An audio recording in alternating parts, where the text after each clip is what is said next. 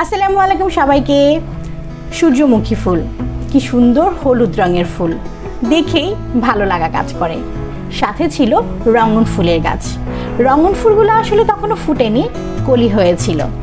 তার সাথে আরেকটা ফুল দেখতে পেলাম, এটার নাম হলো কুসুম ফুল।